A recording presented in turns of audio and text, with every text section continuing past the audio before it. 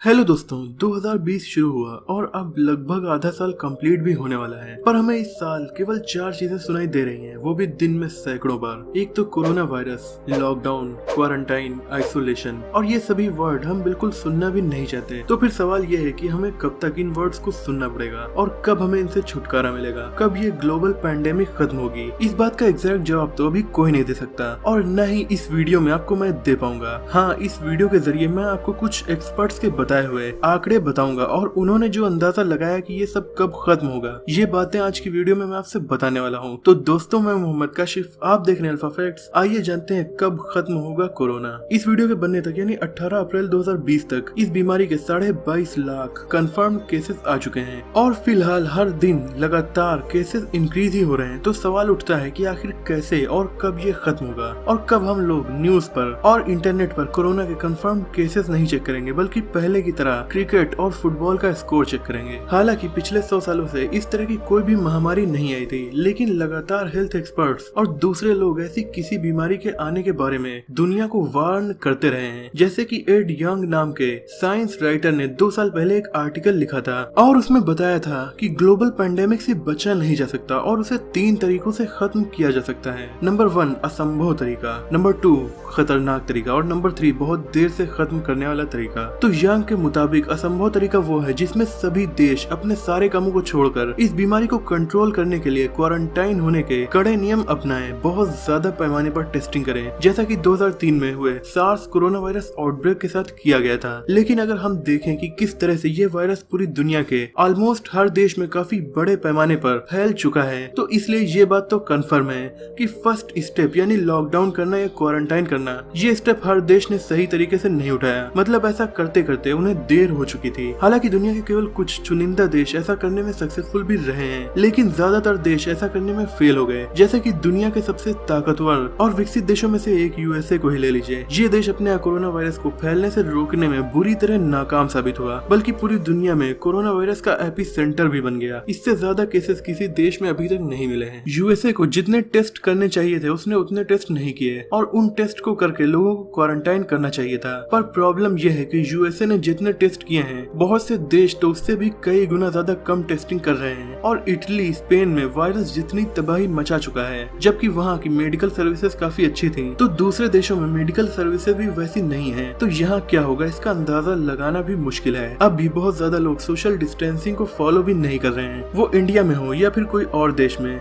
Lockdown के बाद भी कुछ लोगों को मजबूरी में तो कुछ को बिना मजबूरी के बाहर देखा जा सकता है। तो जो फर्स्ट तरीका बताया था मिस्टर यंग ने कि क्वारंटाइन करके किसी महामारी को रोका जा सकता है, तो नेक्स्ट तरीका क्या है? नेक्स्ट तरीका है, ये तरीका काफी खतरनाक भी है और इससे काफी जाने भी जाने का डर है। यह है हर्ड इम्यूनिटी। इसका मतलब है इन्फेक्शन इतना फैल जाए कि जो लोग इन्फेक्शन के बाद ठीक हो जाएंगे, उनकी बॉडी में ऐसे एंटीबॉडीज डेवलप हो जाएंगे कि इन लोगों की बॉडी इस वायरस से इम्यून हो जाएगी। नतीजा ये होगा कि इस वायरस का असर होना ही बंद हो जाएगा। पर यह बहुत ही ज्यादा जान लेने वाला तरीका है। इसके मुताबिक हम एक तरह से आग को बुझाने के बजाय उसके खुद से बुझने का इंतजार करेंगे और ऐसे में ज्यादातर लकड़ी को आग जला देगी, केवल कुछ को छोड़कर। ऐसा करने की कोशिश यूनाइटेड किंगडम की गवर्नमेंट ने की भी थी, लेकिन अब नहीं कर रही। तो ऐसा करने की कोशिश अगर की गई तो करोड़ों लोगों की जान चली जाएगी और दुनिया की ज्यादातर आबादी इससे इन्फेक्ट हो जाएगी। अब बात करते हैं थर्ड सिचुएशन की। फिलहाल के लिए यही बेस्ट तरीका नजर आ रहा है इस बीमारी को खत्म करने का। बट प्रॉब्लम इज ये तरीका काफी टाइम टेकिंग है। ये तरीका हम लोगों को तब तक सोशल डिस्टेंसिंग करनी होगी, क्वारंटाइन में रहना होगा और उन जगहों पर ज्यादा सख्ती से लॉकडाउन लगाना होगा जहां ये वायरस ज्यादा तेजी से फैला है। और तब तक ऐसा करना होगा जब तक कि इफेक्टिव वैक्सीन नहीं बन जाती। यानी एक तरह से हम कोविड-19 से तब तक के लिए छुपते रहेंगे जब तक हमें इसे मारने लायक हथियार नहीं मिल जाता। लेकिन ये प्रोसेस थोड़ा कठिन भी है, क्योंकि जब तक वैक्सीन नहीं आ जाती लोग तो इससे बीमार होते रहेंगे, बहुत से लोगों की जानें भी जाएंगी और इकोनॉमी तो ध्वस्त हो जाएगी।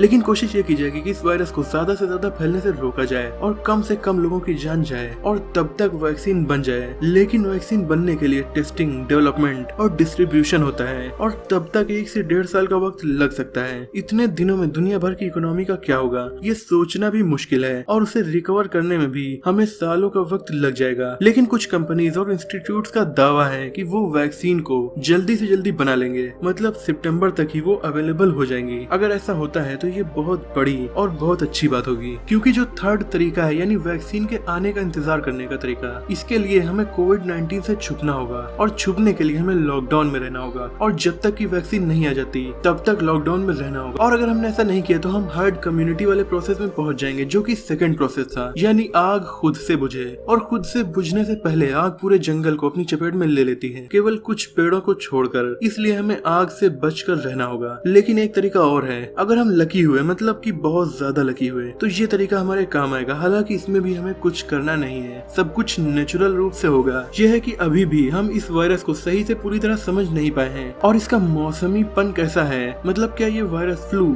और कॉमन कोल्ड वायरस की तरह तो नहीं है, क्योंकि वो वायरस होते हैं सीजनल और गर्मी के मौसम में ये वायरस लगभग कम प्रभावशाली हो जाते हैं। अगर ऐसा सार्स कोरोना वायरस 2 के साथ हुआ तो ये बहुत ही अच्छी बात होगी, पर साइंटिस्ट अब भी इससे जुड़ा एप्रोप्रिएट डाटा कलेक्ट नहीं कर पाए हैं, तो हमें रुक कर इंतजार करना होगा और देखना होगा कि इस वायरस पर मौसम का प्रभाव कैसा पड़ता है। तो मेन बात यह है कि कोविड-19 वायरस को खत्म करने से पहले हमें अपने आप को और अपनों को इससे बचा कर रखना होगा। केवल अच्छे और कड़े फैसले और लोगों की खुद को बचाने की जागरूकता ही फिलहाल इस वायरस के स्प्रेड को धीमा कर सकती है। और जब कोविड-19 की प्रॉब्लम सॉल्व हो जाएगी तब यानी 2021-2022 में हम इससे पैदा हुई नई प्रॉब्लम से जूझेंगे, जैसे कि इकोनॉमिक लॉस, बड़े पैमाने पर लोगों में पैदा हुआ मेंटल हेल्थ डिसऑर्डर और बहुत सी जॉब लॉस। ये सब सेकेंडरी प्रॉब्लम्स हैं जो हमें इस बीमारी के बाद खत्म करनी पड़ेंगी। फिलहाल के लिए यही कहा जा सकता है कि इस साल तो कोरोना से लड़ते लड़ते ही वक्त बिताना पड़ेगा। दोस्तों, अगर आपको ये वीडियो पसंद आई हो तो इसे अपने दोस्तों में शेयर जरूर कीजिए। लेटेस्ट अपडेट्स के लिए आप हमें इंस्टाग्राम पर भी फॉलो कर सकते हैं, लिंक डिस्क्रिप्शन में है। ऐसी इंटरेस्टिंग वीडियोस को देखने के लिए हमारे चैनल को सब्सक्राइब करके बेल आइकन को दबा दीजिए। मिलते हैं अगली वीडियो में, तब तक के लिए अपना और अपनों का ख्याल रखिए।